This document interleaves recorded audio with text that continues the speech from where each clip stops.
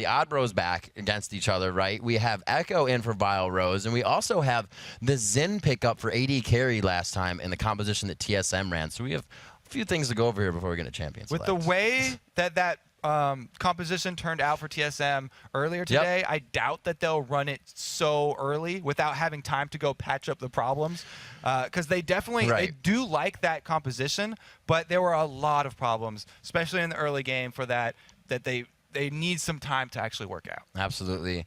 It's coming in as well. We know NK Inc., a big smiter, so if the game comes down to that, we'll have to see if we can outsmite the Odd One, but that's one we talked about as well, as the Odd Bros once again facing off against each other. Odd One coming in with Elise a lot this summer. I guess it is the summer. I was going to say this summer. This summer split, we've seen his brother coming out with a lot of Draven. A lot of Twitch was one of his sweet games. He came out with that Avarice Blade Twitch. So both of these guys really making an impact for their team in their respectful positions. Yeah, it's nice to have family members in the LCS. Everybody's getting a part in it. They both really love this game, but they also both really feel the pressure. The Odd One is one of the most public-facing figures that League of Legends has to offer, and then his brother has had a tough time. When you start out very rough in the LCS, you get a lot of criticism. Takes tough skin. This is not an easy job. These guys, they definitely love the position, and they would love to be doing this, but it's very tough. This is not something that you should take lightly. It's a high-intensity job. It's always ticking on you. Every day, every night, you got to practice, you got to play. And another thing we have to talk about as we go into Champion Select is Echo. They talked about a little bit before between Jat and Quickshot, but Echo on the team here, he did play his Twisted Fate. We know he has a good Ahri that he played before with Marin, so we'll see if this, and as well, the shot calling that they don't have anymore, can be put into play by him. I think that might be the biggest discrepancy between Vile Rose and Echo, because Vile Rose, we can hear him in the studio. Pretty much the fewest until the very end of the game. If they were winning the game, then he'd start yelling and he'd come out. So looking into the bans already, you can see them on your screen. Pretty orthodox coming in. We got the Nunus, the Jaces, the Evelyns, and the Draven. So NK Inc. definitely drawing a respect ban on that Evelyn right off the bat. Yeah, they don't want to have to deal with that one. Paying the pink ward tax there whenever the Evelyn's on the other team. That was a lot of money they put in. Trying to keep track of her in the early game is just basically a mini game in of itself that you're adding on top of what you're already trying to deal with. The Elise out as well. That was taken away from Chris. So Odd One won't get that in the jungle either. Reginald to pick out, and his Karthus is left open.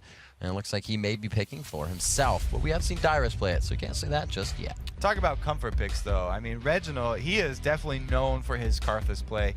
Even way back in the Season 2, playing it against like CJ Frost and everything, he loves this champion. And he will take that one if it's up. Adds so much global pressure, plus allows him to stay in the middle and farm up and just amass those ridiculous CS numbers. So Kennen and Shen left open, both big picks for these guys coming in. NK Inc. usually liking to spice up the variety of his choices. So we'll see what he puts in there. We do have the Shen, but this Thresh coming in instead. Those are very high priority picks. I mean, Chris definitely loves the Shen.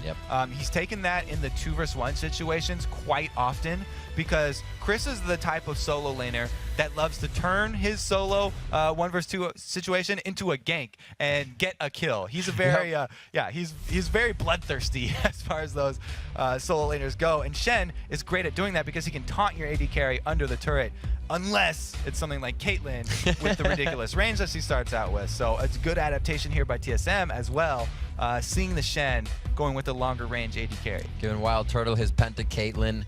He'll be very safe, and like you said from the beginning, comfort picks. It's what TSM has right now, so they have wheelhouse strategy right from the start. Maple Street locking in the Twitch, as we were talking about the Avarice Blade build just a second ago. Yeah, very quickly there. I mean, crits are definitely a big part of Twitch's gameplay. People love to have multiple crits when you pop your spray and pray. You have the option or the possibility of critting the entire team if they're lined up there. And people have even gone so far as to get that Sword of the Divine to get guaranteed crits and try and just put everything on that spray and pray. You know, that was actually completely refreshed my memory of how much Nidalee was used last split. Man Cloud, Echo, everybody coming in with Nidalee. First Link was playing Nidalee. flashed it to us for a second, but he went with the Ahri pick. So, like we said before, he played that very well on Marn. The replay that everybody remembers is that full Marn kill at the bottom lane with an Ahri. So we'll see that coming in. Echo on his comfort champion, but yeah, I think one of the reasons that the AP Nidalee mid has kind of fallen off is because she lacks a lot of playmaking ability early game. Right. She has no hard CC that she's bringing to that lane. There's not a lot of kill potential there. It's really an end game poking champion that they use to land spears onto high priority targets is always great, and you can zone people off of high priority objectives. But with the focus so much now on those early plays and the crowd control, she just does not bring that to the mid game. Renekton getting a little bit of love here as well. It's been a while since we've seen Dyrus on that. We'll have to see how he goes into it. Usually not too much from him early game. Obviously, Renekton that meat shield, so we'll have to see TSM kind of draw this one out into the game in that mid to late. Yeah, so after this very new composition that they used earlier in the day that they've been using in their rank 5 games. Back to North. They went way far back to old school TSM. They got the Bash brothers, Nasus and Renekton, comboed with Reggie's Karthus to add in onto any sort of the side lane ganks that happened. So this is a TSM going back to their roots after they got their new composition just stomped on. I feel like Velocity is going to want to match this lane. So they match the duos so they can pressure mid a little bit more, not have to worry about the 2v1, and just jump this Karthus over and over again. Yeah, so you talked about NK Inc.'s variety of jungle champions. Jungle Kha'Zix here is fun for solo queue, but we have not seen this in the LCS at all because his early jungle is actually pretty hard to get through, and Kha'Zix is a very snowball champion. You love to get items on him, so he wants a lot of farm, and this is NK Inc. going for a carry jungler, which we don't see in almost any other competitive teams. All the competitive teams are going with these utility, defensive, tanky-oriented junglers, whereas Velocity here, they want NK Inc. to shine, and they want to feed him farm. So it'll be very interesting if we see him actually taking a lot of, lane tax, as people like to call it in solo queue, getting that lane farm, and getting the Kha'Zix fed up. It comps great with the team. If he doesn't get the kill, you got the perfect setup for a Twitch to just end squishies with his ultimate from the outside. So coming in very big composition here with the Kha'Zix Maple Street on Twitch as well.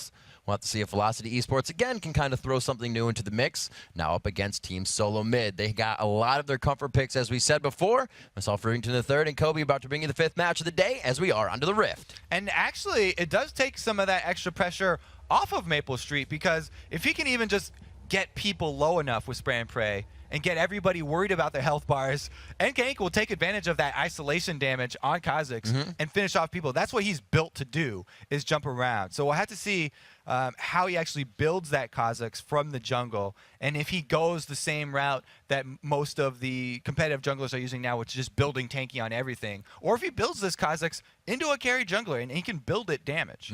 Looks like Dyrus' keyboard kind of just going crazy for a second. We're going to get that plugged back in and set up, as you see QC helping him out instantly as that goes down. So we see a first of the buys that are coming out here. The 6 inventory, or 6 for both. It's only 5 on one side, but the inventory is coming in. 6 for the supports. They do have those Explorer Awards. We'll just say it anyways, but no Doran start except for the AD carries. So nothing really strange off the bat. Cloth 5, though, coming in for Chris. Yeah, those the Explorer Awards and biscuits, that's cheating for the supports. Fill up their entire inventories. But the Cloth 5 on Chris makes me think he's expecting to get 2 versus 1. So Velocity probably looking for that lane swap and looking for Chris to go with the 2 versus 1. It actually doubles really well against Renekton too, because Renekton, it's all about that physical damage there from Dyrus. So if he does end up going solo with his Shen versus the Renekton, then he'll be in a pretty good situation to sustain through that lane, and he'll really just have to be worrying about the ganks because he's gone wardless. Right. We'll have to see as they get onto the Rift. We're almost set and ready. Dyrus' keyboard, like I said, it was just giving him a few problems there. We got a ready on the screen from Evaniscus, the countdown behind us, and some League of Legends action to continue. Here, Game 5 now underway. Velocity Esports versus Team Solo Mid. It's been Team Solo Mid's win each time so far. Velocity looking to get some revenge. Yeah, and TSM are looking to get another win because they have so much confidence versus Velocity from the first 2 wins. And so much, they're kind of on a backward spiral here, especially with the loss today. They definitely want to get something back here, and that's kind of why they've reverted to their older team composition style, and they just want to take it back to that comfort zone. Wards being placed out here for NK Inc. to stay safe in the bush. They are also guarding very much so for this blue side. They want to make sure that he can get that. Is it tough? If Kaz, obviously it's tough if a mana-reliant jungler misses his blue, but how does that go for Kha'Zix? That is a good point, actually, because Kha'Zix definitely very mana-reliant. He wants to, of course you want to get both your buffs starting out, especially this 3.8 jungle, but he would definitely prefer to have his blue buff first, because even if he starts out with a red buff, it'll be a problem. Odd1 does get hooked in, but there's no other members here for Velocity. It's a 3 versus 3, so they don't actually have the advantage in that engage. It looked good, but he's used to being on a leash. Backing up, Maple Street taking a few lay wastes, and he is going to get himself out. Reginald, quite aggressive here. His team really wasn't able to act on that. If he got jumped on, there would have been some flashes burned, but as we look down, it's only Reginald's exhaust, so it's not really going to mean too much aggression to either person in lane. Yeah, having that down, not too big of a deal because he'll have the flash to get away from ganks, but I love the pink ward there from Velocity because of the vulnerability of Kha'Zix early in the jungle. Like I said, you know, he's a little bit squishier, and he does have a little bit of a harder time in the jungle. So clearing that out and assuring him that he will get both of his buffs is huge. Jumping him to level 3 and securing the solo buffs here for NK. Wild Turtle missing a few shots onto the golems in the bottom lane. He had to walk back and get a few. We'll see if that level 2 can really mean anything against Shen in the bottom lane. Chris should be able to stay safe as they approach. 2.5 minutes in, it doesn't look like there's anything but buff control. Like you said, both junglers haven't even grabbed that yet, but we'll have to see if they both continue to the bottom lane. Yeah, NK ain't gonna be very happy to grab up both of his. They did use the pink ward up top there for that one, so it means that the duo lane won't be able to clear out that Tribush ward for an easy gank from NK, but a definitely worthwhile trade for them. And they're especially happy with this, the early game, the way this early game has played out, because Chris did get his 2 versus 1 that he was looking for. Just waiting to see what opening either of these teams can find right now. NK does take those wolves, and we're going to see him obviously head towards that bottom lane. The 2v1 experience soak up to be done by both junglers now. And they're not even gonna look for the kill here. It's just NK gonna show up straight in lane, exactly the same as the Odd1 is doing, because Chris did get poked very low, and Kha'Zix, he really needs to get that level 6 and get his evolution before he can look for his execution and his solo kills, because now that he's been changed, the upgrade on his Q actually gives him 8% extra damage, 8% of the target's missing health in extra damage on his Q. NK Inc. doing quite a good job at picking up CS as Nasus would with Spirit Fire in that lane, so they're keeping themselves quite leveled and quite fed with money that they require. No push really coming from Velocity, though. They're freezing this off the tower as much as possible. Yeah, we always talk about how great of a wave clear that Spirit Fire is, but it's not that great of a last hitting tool. So he is, you know, missing out on a couple of those last ones. But Darius is doing a good job of picking them up here. So the CS difference is kind of evened out by the 5 of Shen here versus the 13 of Darius landing the last hits. See what they continue to do in lane 13. Like you said, to 5 in there. See what they can do as we still have help from NK Inc. in the bottom. Those buffs, unfortunately, only going for experience to the junglers and not really utilized for any of these ganks. This again leaves TSM and Echo, or yeah, TSM as Reginald rather, and Echo in mid lane to farm it up without any pressure for this whole time. And Reginald's exhaust just came back up, so he didn't lose anything by having that summoner down very early. He's already got the timer reset on it. And as we know, Reggie does like to go aggressive. Now, if he ever does catch Echo out, then he'll have the exhaust tool at his disposal as well. And we have to consider approaching 5 minutes in the game now. Those 2-minute wards are starting to disappear off the map. Mid is now no longer covered by any wards. Echo is still going aggressive there. Reginald may be helping him to set up for something, but no movement from the junglers just yet. 80 carries and supports still brute force on these turrets. The 3-minute wards do last. Will last through there though, and so they won't have too much of a problem. It looks like down bottom though, it's going to be Chris fending for himself, while the Odd1 is still up in this top lane. So extra damage being put down here. You would usually expect the Caitlyn duo lane to get the early damage advantage on a turret anyway.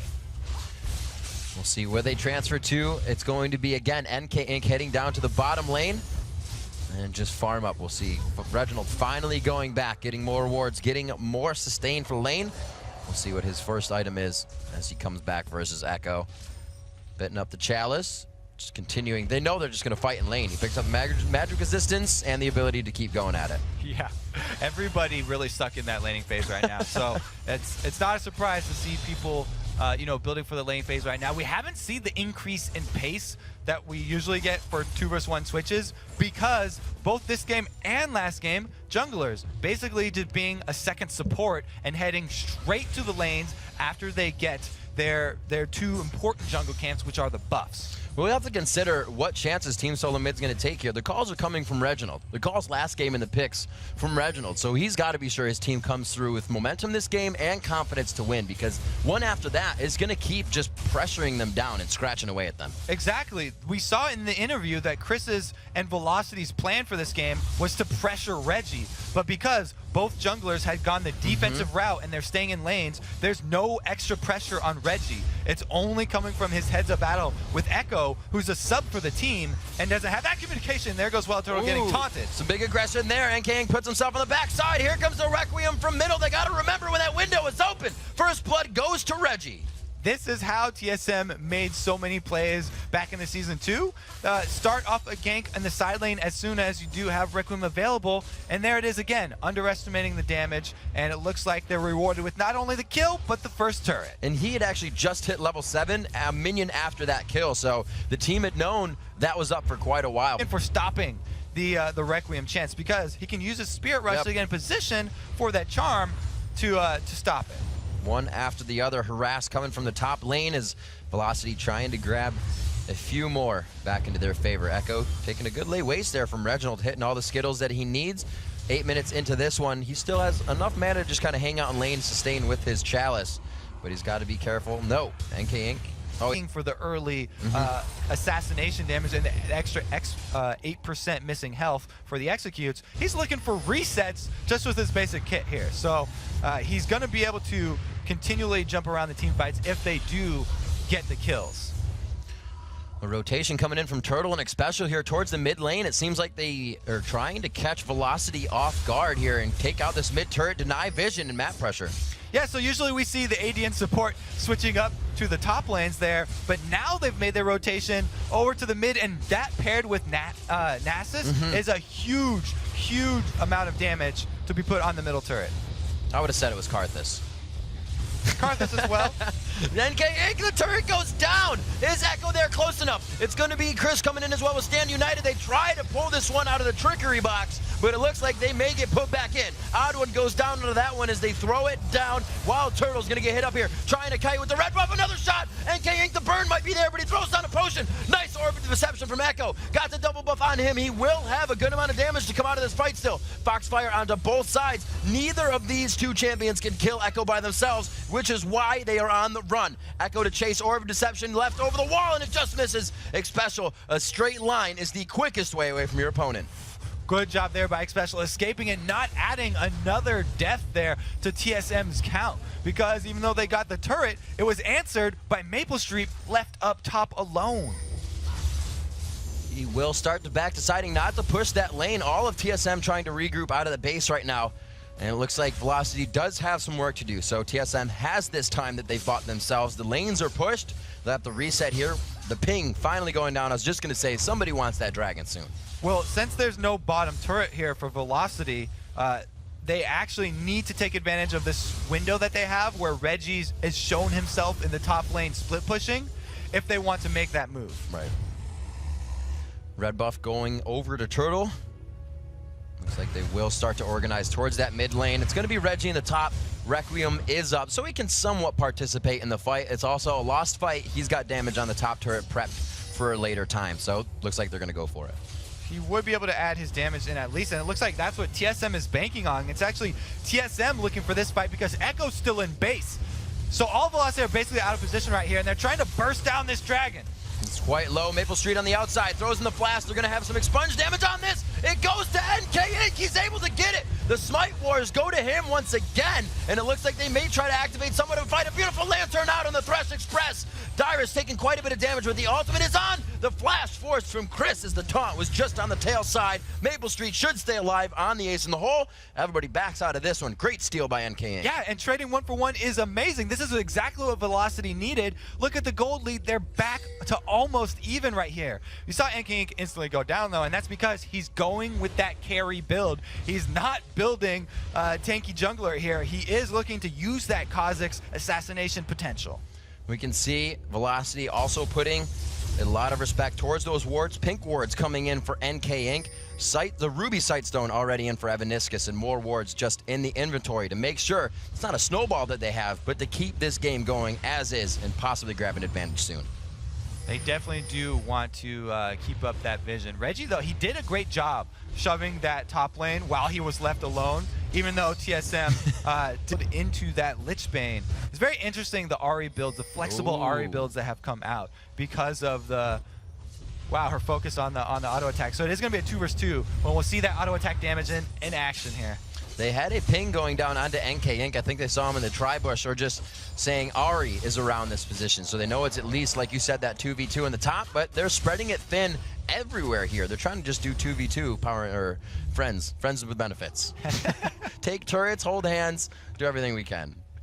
They didn't get much benefit out of that action up top, though, as both sets of friends end up recalling here. And you can see why. Because the goal is so even right here, you can always tell how the game is going with where the wards are placed. Both teams basically drawing the line in that river right here and not feeling like they have the pressure needed to venture far into the jungle of their opponents. So this is actually pretty good for Velocity, who want NK Inc.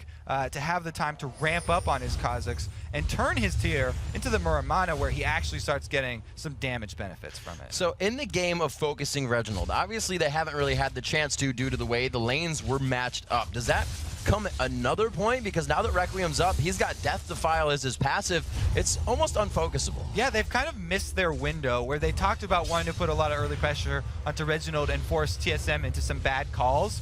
Now it's already at the mid-game point, and Reginald does get focused here as he's taunted under the turrets for a little extra damage. Oh, a few good shots there. Maple Street making his way in, all in Viz status, but he's not going to be able to do much. But that pulls 4 now to the top lane. That ward has seen them. TSM has already put a few too many number in the top lane, so it looks like they go ahead. They're going to regroup on their buffs, which neither team has had real interest over controlling either buff of the teams, which we saw was a high priority last game. So just game to game, you can see what kind of affects a team's decision. Yeah, well, gives them the dragon, right? Because they're closer to it, and it's got to be that run coming in. Yeah, exactly. Both teams are thinking the same thing here, though. They've sent the globals up top here, and Chris brought his own ward. Reggie doing the same thing here, so both of the split pushers still being wary and still having to ward for themselves and not venture too far past that river. You can see as soon as Reggie hit the halfway point, he roams back down to join the rest of his team in mid. And as soon as Xpecial himself, you can see, just got 400 gold in his favor. He goes up back and buys himself an Oracle as well. So coming out, both of these supports know what vision can cost them at this time in the game. I wouldn't say this far into the game. It's mid-game, but this is when everybody's ramping up with the core items. This is when that next fight of deleting someone's bounty or building that bounty happens. And the next fight should be at this dragon. Velocity have Stand United available, so they would definitely love to contest this one if they had vision and knew that TSM just burned it down. Oh no, Echo's going to try to run in. Trying to save himself, loses one tail, the second one stays on. And it looks like he's going to be able to get out. So that's TSM's first dragon coming in. Oh, misses the wall. That gigantic log. And it looks like he's going to continue to go in. Flashes over for the Shen ulti. Spirit Fire somewhat zones the fight, but nobody gets the real pressure on them. Wild Turtle still has it. He gets the wild growth and he's alive. Requiem only doing a bit of damage. The Ignite able to take down NK Inc. from the hands of Dyrus. Odd one on the outside, but he's very low. Just trying to get that alt damage inside. Dyrus going around with Cold and Meat. Venture any deeper into this Velocity jungle, because he not only does not have his Requiem, but he's very squishy too, so he could easily get bursted down there by that Kha'Zix. It's just so much safer to easily triple split push like they are when that mid turret's down. All of Velocity is saying, quick, get to mid, we want to push down mid, ours is gone. But TSM's always there to answer.